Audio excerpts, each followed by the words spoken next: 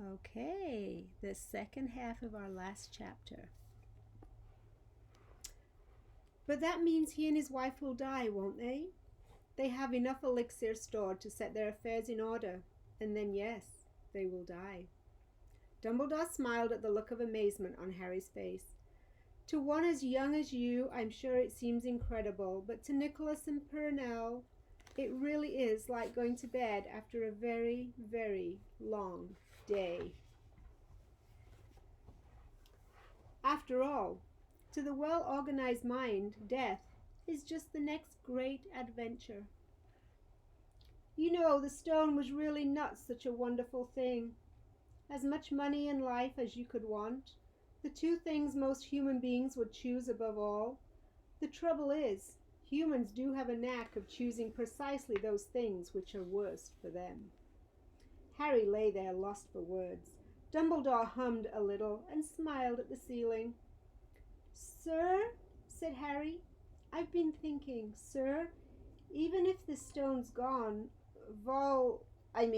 you know who.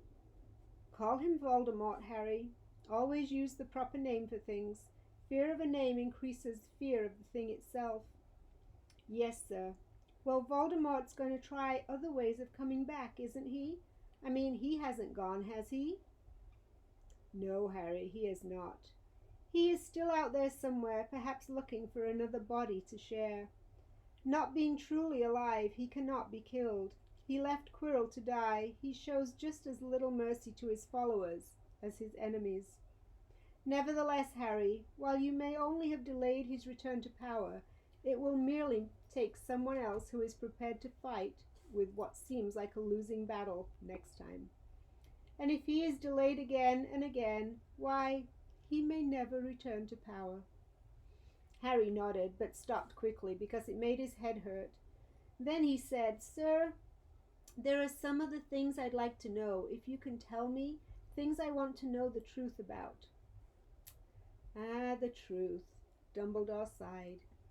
It is a beautiful and terrible thing, and should therefore be treated with great caution. However, I shall answer your questions unless I have a very good reason not to, in which case I beg you'll forgive me. I shall not, of course, lie. Well, Voldemort said he had only killed my mother because she tried to stop him killing me, but why would he want to kill me in the first place? Dumbledore sighed very deeply this time. Ah, alas, the first thing you ask me, I cannot tell you. Not today, not now. You will know one day.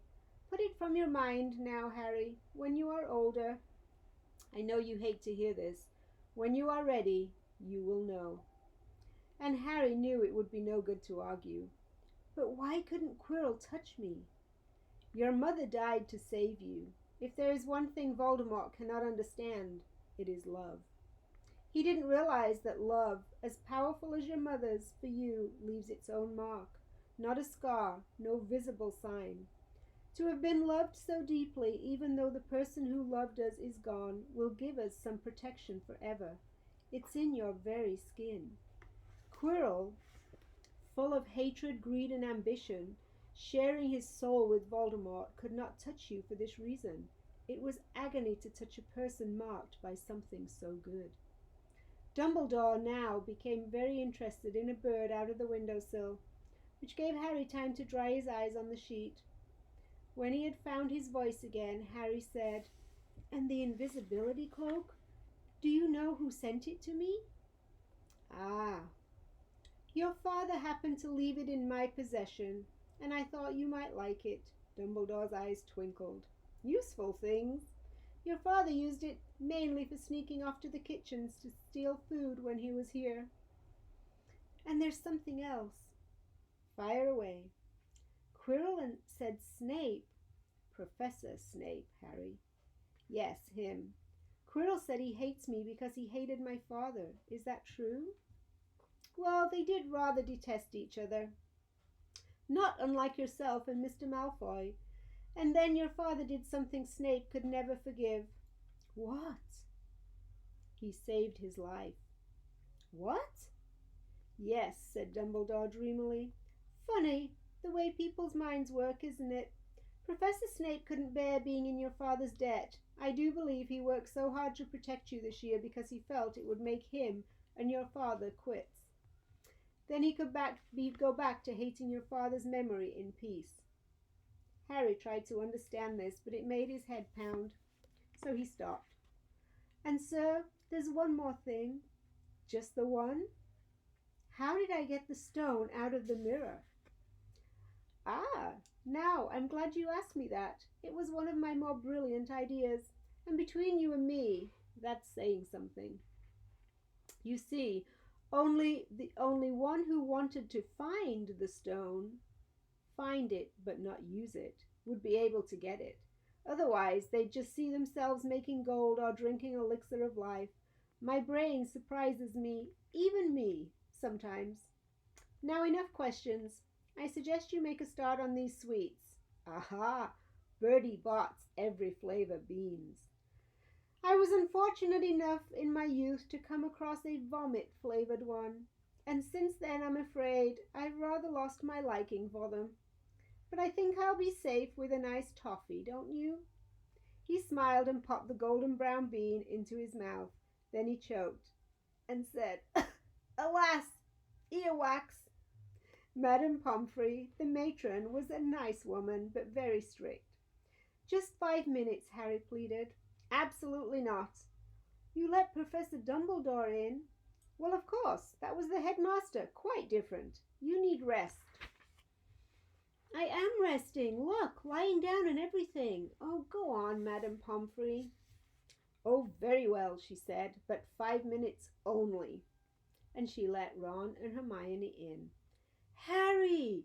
Hermione looked ready to fling her arms around him again, but Harry was glad she held herself in, as his head was still very sore. Oh, Harry, we were sure you were going to... Dumbledore was so worried. The whole school's talking about it, said Ron. What really happened? It was one of those rare occasions when the true story is even more strange and exciting than the wild rumors. Harry told them everything, Quirrell, the mirror, the stone, and Voldemort. Ron and Hermione were very good audience. They gasped in all the right places, and when Harry told them what was under Quirrell's turban, Hermione screamed out loud. So the stone's gone, said Ron finally. Flamel's just going to die? That's what I said, but Dumbledore thinks that... What was it? To the well-organized mind, death is but the next great adventure. I always said he was off his rocker, said Ron, looking quite impressed at how mad his hero was. So what happened to you two? Said Harry.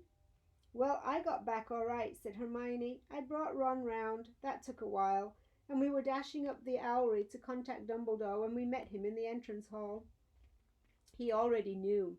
He just said, Harry's gone after him, hasn't he? And hurtled off to the 3rd floor. Do you think he meant you to do it? Said Ron, sending you your father's cloak and everything. Well, Hermione exploded, if he did, I mean to say, that's terrible, terrible. You could have been killed. No, it isn't, said Harry thoughtfully. He's a funny man, Dumbledore. I think he sort of wanted to give me a chance. I think he knows more or less everything that goes on here, you know. I reckon he had a pretty good idea we were going to try, and instead of stopping us, he just taught us enough to help. I don't think it was an accident he let me find out how the mirror worked. It's almost like he thought I had the right to face Voldemort if I could. Yeah, Dumbledore's barking all right, said Ron proudly. Listen, you've got to be up for the end-of-year feast tomorrow. The points are all in and Slytherin won, of course. You missed the last Quidditch match. We were steamrolled by Ravenclaw without you, but the food will be good. At that moment, Madame Pomfrey bustled over. You've had nearly 15 minutes. Now out, she said firmly. After a good night's sleep, Harry felt nearly back to normal. I want to go to the feast, he told Madame Pomfrey as she straightened his many sweet boxes. I can, can't I?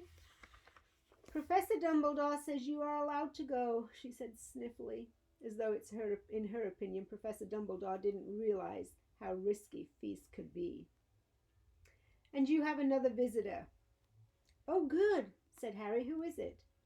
Hagrid sidled through the door as he spoke. As usual, when he was indoors, Hagrid looked too big to be allowed. He sat down next to Harry, took one look at him, and burst into tears. "It's all my ruddy fault," he sobbed, his face in his hands. "I told the evil git how to get past Fluffy. I told him. It was the only thing he didn't know, and I told him. You could have died. All for a dragon egg.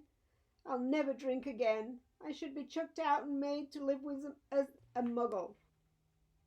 "Hagrid," said Harry, shocked to see Hagrid shaking with grief and remorse, great tears leaking down onto his beard. "Hagrid, he'd have found out somehow. This is Voldemort we're talking about. He'd have found out even if you hadn't told him." "You could have died," sobbed Hagrid, "and don't say the name." "Voldemort!" Harry bellowed, and Hagrid was so shocked he stopped crying. "I've met him, and I'm calling him by his name. Please cheer up, Hagrid. We saved the stone. It's gone. He can't use it. Have a chocolate frog. I've got loads."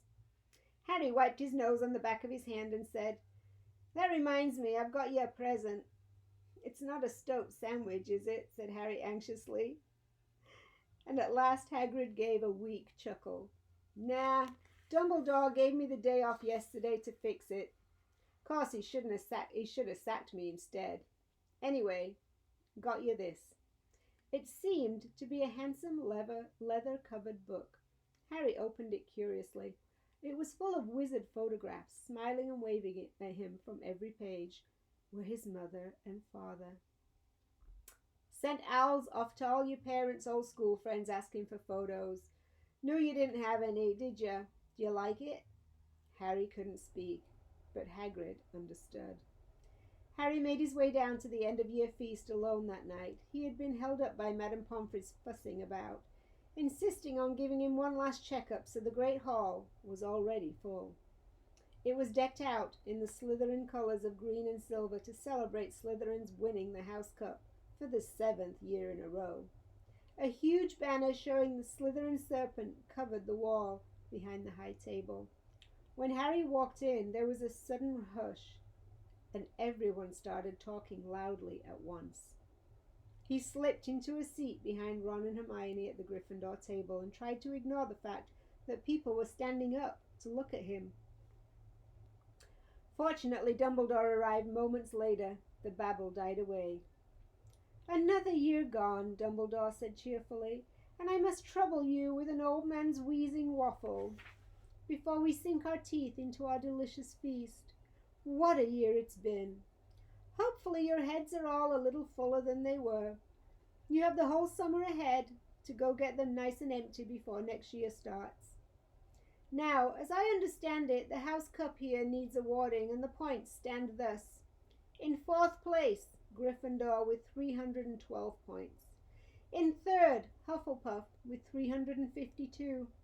Ravenclaw have 426, and Slytherin 472. A storm of cheering and stamping broke out from the Slytherin table. Harry could see Draco Malfoy banging his goblet on the table. It was a sickening sight. Yes, well done, Slytherin," said Dumbledore. "However, recent events must be taken into account." The room went very still. The Slytherin smiles faded a little. "Ahem," said Dumbledore. "I have a few last-minute points to dish out. Let me see. Yes. First, to Mr. Ronald Weasley." Ron went purple in the face. He looked like a radish with a bad sunburn. "For the best played game of chess Hogwarts has seen in many years, I award Gryffindor House 50 points." Gryffindor cheers nearly raised the bewitched ceiling. The stars overhead seemed to quiver. Percy could be heard yelling to the other prefects, "My brother, you know, my youngest brother. Got past McGonagall's giant chess set." And at last there was silence again.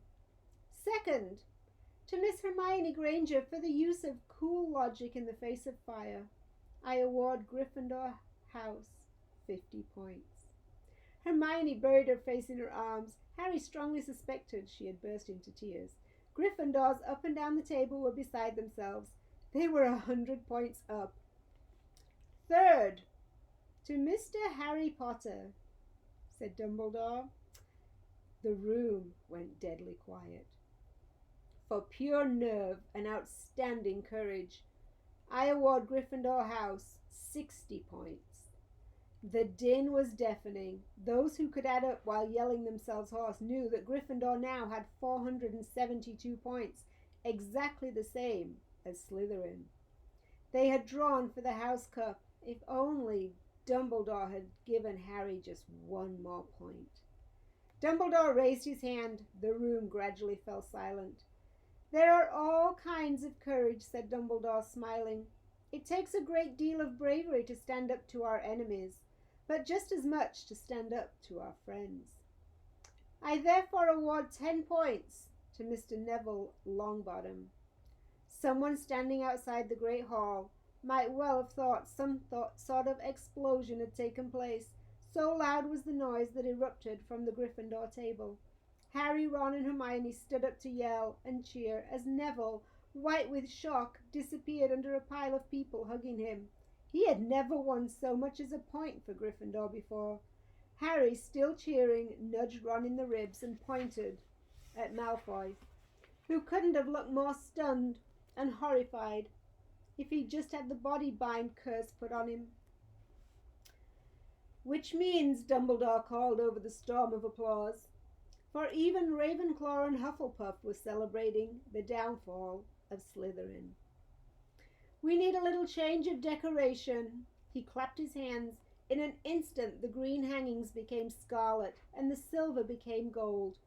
The huge Slytherin serpent vanished, and a towering Gryffindor lion took its place. Snape was shaking Professor McGonagall's hand with a horrible, forced smile. He caught Harry's eye, and Harry knew at once that Snape's feelings towards him hadn't changed one jot. This didn't worry Harry. It seemed as though life would be back to normal next year, or as normal as it ever would be at Hogwarts. It was the best evening of Harry's life, better than winning at Quidditch or Christmas or knocking out mountain trolls. He would never, ever forget tonight.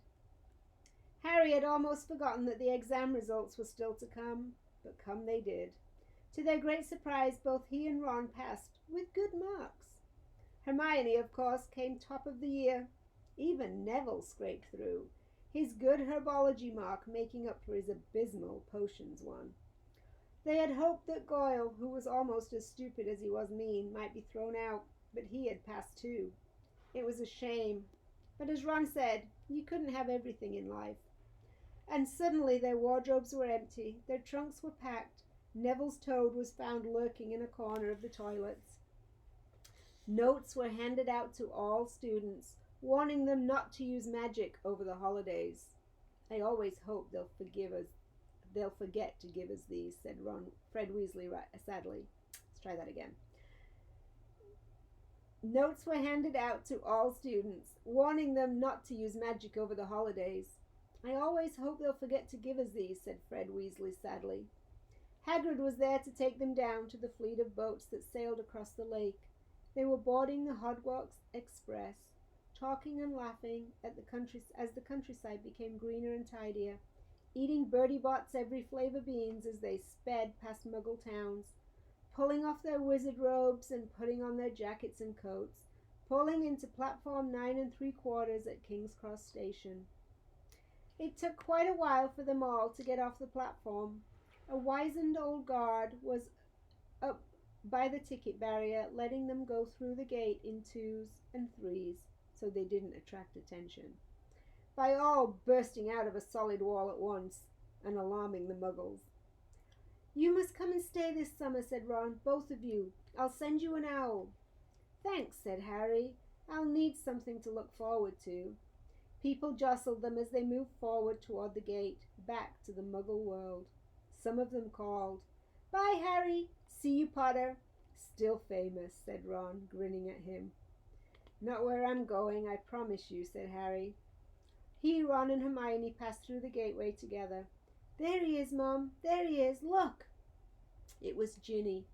Ginny Weasley, Ron's younger sister.